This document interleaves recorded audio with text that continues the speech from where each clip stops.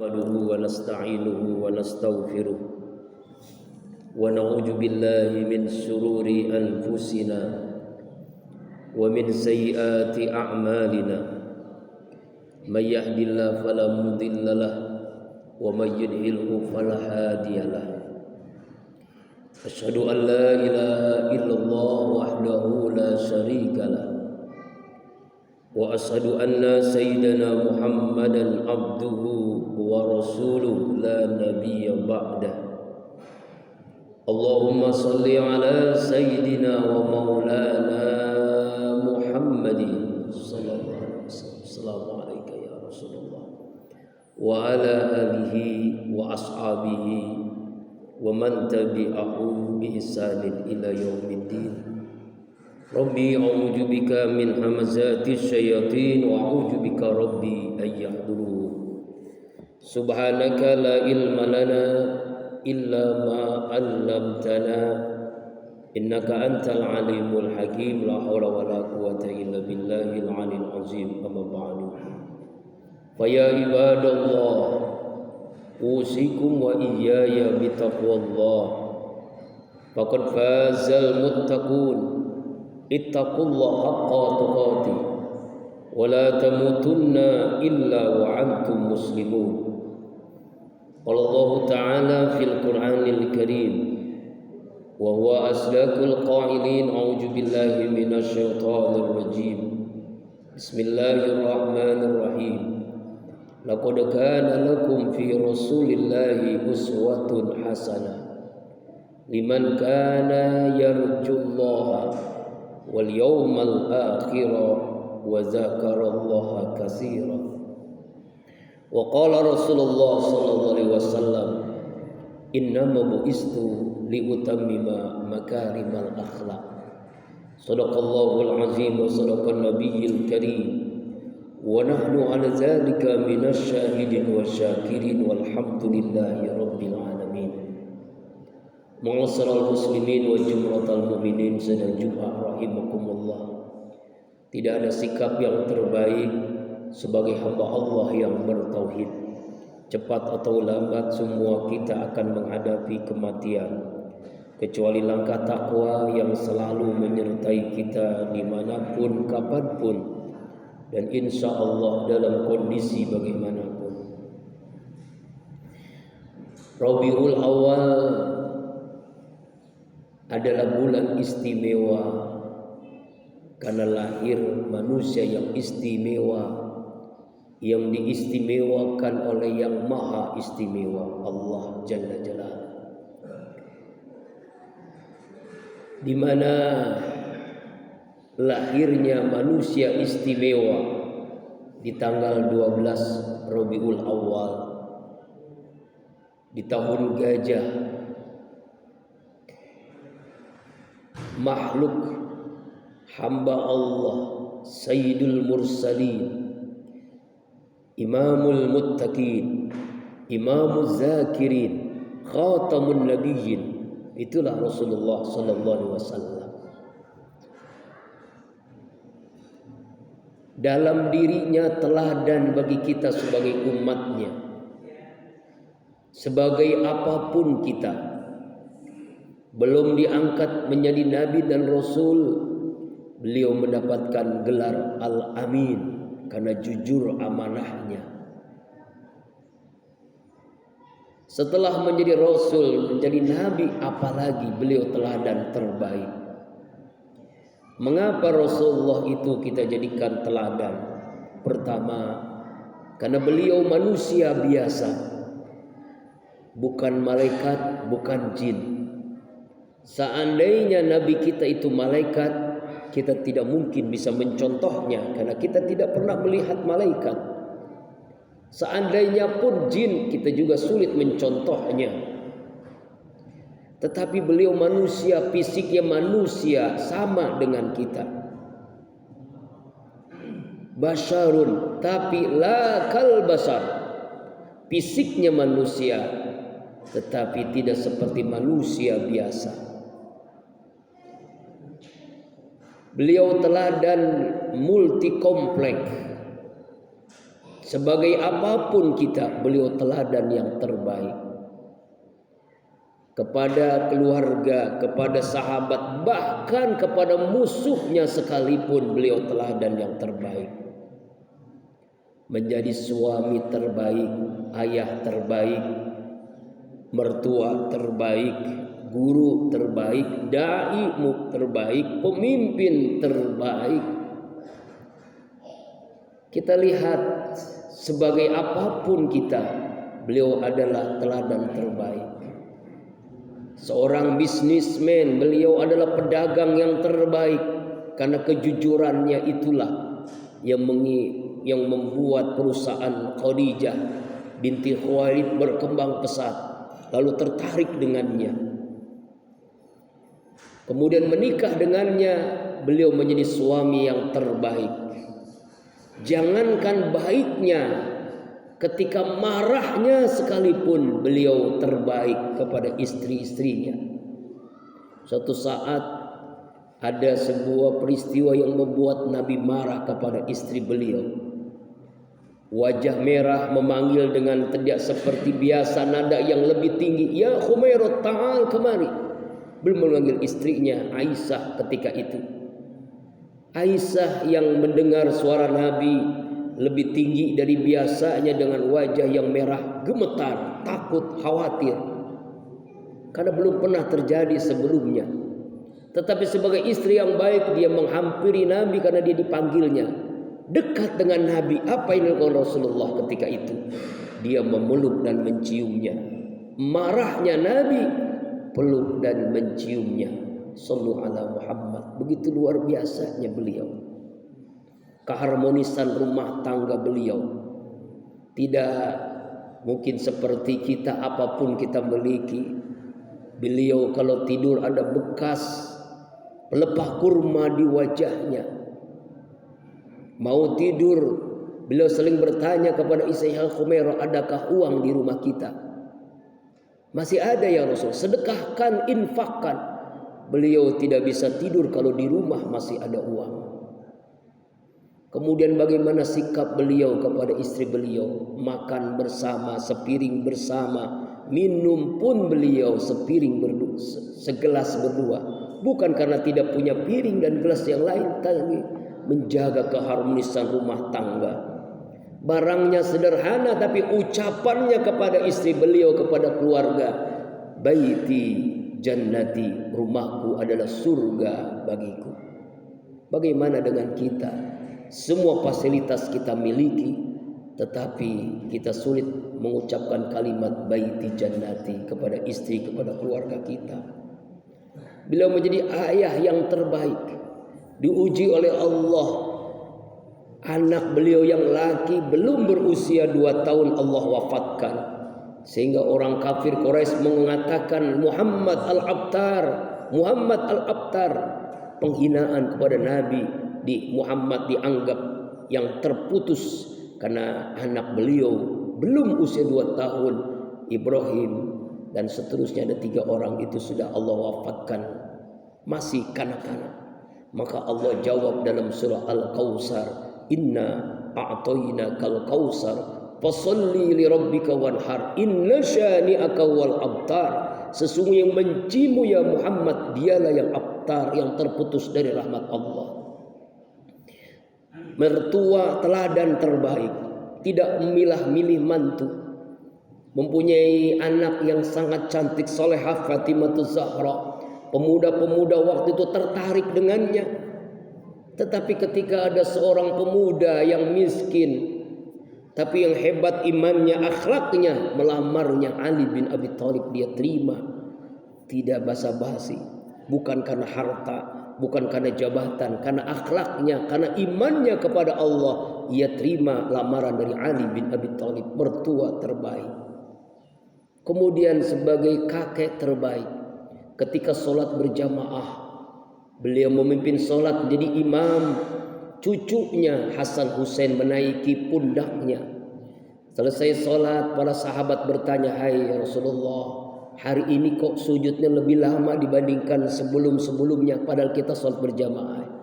"Maaf sahabat-sahabatku, tadi ketika saya sujud, cucuku bermain-main di pundakku. Seandainya saya langsung berdiri, bagaimana keadaan cucuku? Saking sayangnya kepada cucunya, ya biarkan bermain-main cucunya di pundaknya dalam sholat berjamaah ketika itu. Sebagai seorang guru, beliau teladan bagi muridnya, para sahabat-sahabatnya. Jangankan kepada keluarga, kepada sahabatnya, bagaimana sikap beliau kepada orang yang musuhnya, lawannya, orang kafir. Setiap beliau menuju masjid sholat berjamaah, beliau dihina, dicaci maki oleh orang Yahudi, diludahi wajahnya, dilempari kotoran manusia, tapi beliau tidak membalasnya. Suatu saat tidak ada yang melemparnya dengan batu, tidak ada yang menghina, mengejeknya, tidak ada yang meludahi wajahnya yang mulia. Lalu Rasulullah bertanya kepada masyarakat sekitar, mana orang yang biasa menghina, mengejek, melempari saya batu, meludahi wajah saya, mana orangnya? Ya Muhammad, orang itu sakit. Sakit? Iya. Lalu dia datang ke rumah orang yang sakit itu. Dia jenguk orang itu, dia doakan, dia obati.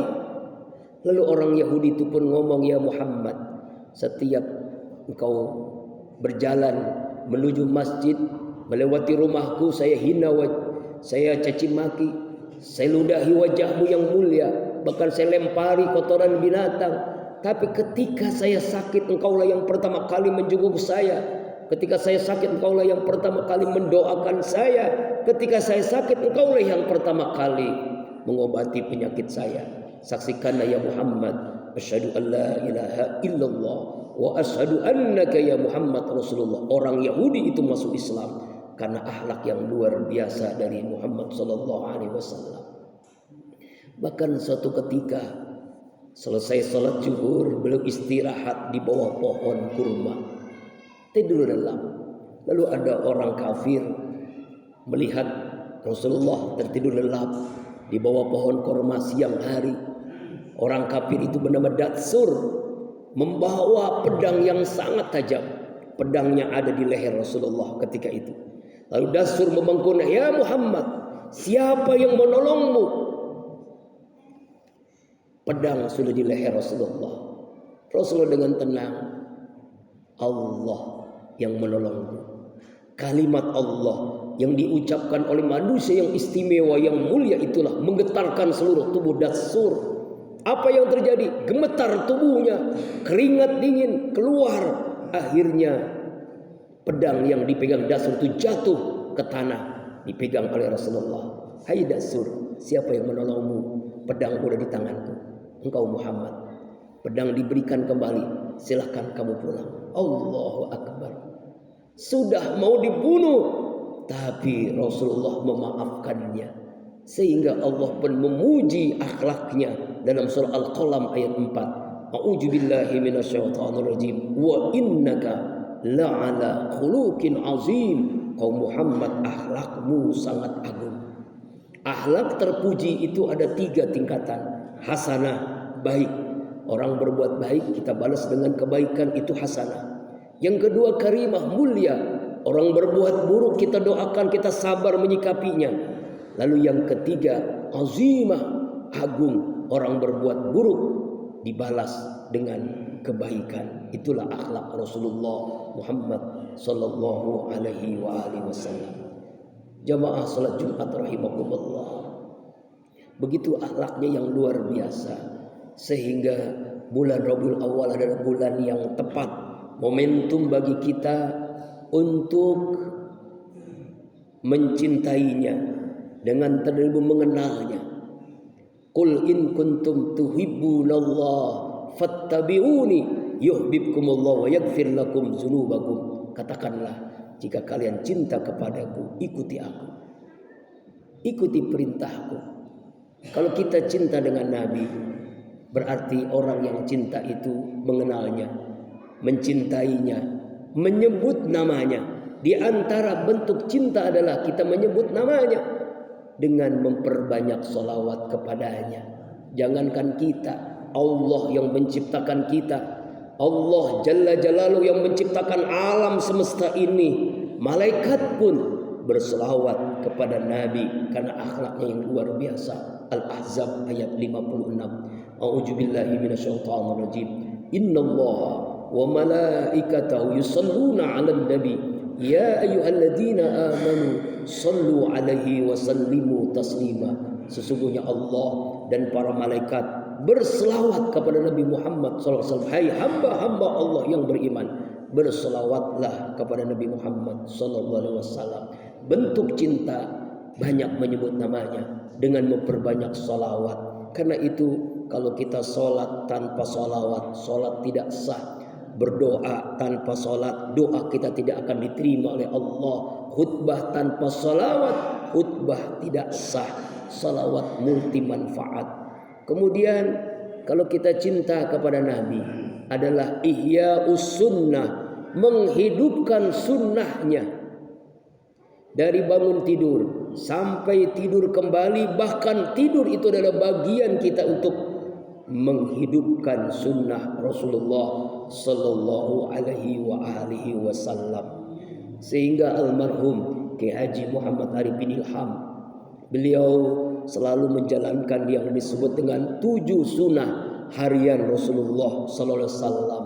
Yang pertama qiyamul lail, tahajud. Karena semua nabi, semua rasul, kekasih Allah selalu melakukan qiyamul lail, tahajud. Kalau kita cinta kepada Nabi, yuk kita hidupkan cinta Nabi, sunnah Nabi. Pertama, qiyamul lail, tahajud. Fatahajjat bihi nafilatan lak asa ayyabasa maqaman mahmuda. Yang kedua, tadabbur Quran. Baca Al-Quran, pahami maknanya, hayati kandungannya, amalkan isinya. Iqra'ul Quran ya'ti yaumal qiyamah syafi'an li ashabi. Bacalah Al-Quran. Al-Quran memberikan pertolongan bagi hambanya yang selalu membacanya. Yang ketiga, selalu berjamaah di masjid. Innama ya'muru masajidallah man amana billahi wal yawmil akhir. Hanya hamba-hamba Allah yang berimanlah kepada Allah pada akhir, yang selalu memakmurkan rumah-rumah Allah, masjid, musola, isi dengan selalu berjamaah di masjid. Yang keempat, kita selalu sholat duha. Karena sholat duha itu adalah jaminan rezeki dari Allah. Wadduha wal laili ija saja ma wadda'aka rabbuka wa ma qala. Malam tahajud, siang duha, Allah tidak akan tinggalkan kalian semua. Kemudian sunnah Rasulullah adalah sedekah. Rasulullah itu selalu bersedekah, bahkan ketika masa mudanya kaya raya karena bisnisnya, akhir hidupnya miskin karena hartanya untuk semuanya, fakir miskin, anak yatim, untuk dakwah, untuk pendidikan. Itulah Rasulullah SAW, teladan yang terbaik. Beliau pemimpin yang terbaik, bahkan mampu membangun peradaban negara Madinah dengan piagam Madinah yang dibuat oleh Rasulullah SAW. Sedekah. Kemudian sunnah Rasulullah yang berikutnya yang mesti kita amalkan, yang sunnah kita laksanakan adalah selalu kita menjaga wudu. Karena Allah menyatakan innallaha yuhibbut tawwabina wa yuhibbul mutatahhirin. Sesungguhnya Allah amat cinta kepada hambanya yang selalu bertaubat dan selalu berwudu, selalu suci. Dan yang terakhir, dengan terus kita memperbanyak istighfar kepada Allah subhanahu wa ta'ala. Inilah di antara 7 sunnah harian yang dilaksanakan setiap hari, sehingga dengan kita menghidupkan sunnahnya, kita diakui sebagai umatnya, dan kita berhak mendapatkan syafaatnya di yaumil qiyamah. Amin. Semoga khutbah Jumat ini memberikan mahkamah kesadaran batin kita. Bulan Rabiul Awal adalah bulan di mana kita mengingat kembali manusia istimewa Rasulullah. Kita kenali, kita cintai, kita amalkan sunnahnya, kita hidupkan bersama apa yang dilakukan Rasulullah Sallallahu Alaihi Wasallam. Kita teladani apa yang dilakukannya. Sebagai apapun kita, beliau adalah teladan yang terbaik. A'udzubillahi minasyaitonir rajim. Bismillahirrahmanirrahim. Laqad kana lakum fi Rasulillahi uswatun hasanah liman kana yarjullaha wal yawmal akhir wa zakarallahu katsira. Sungguh pada diri Rasulullah itu teladan yang terbaik bagi hamba Allah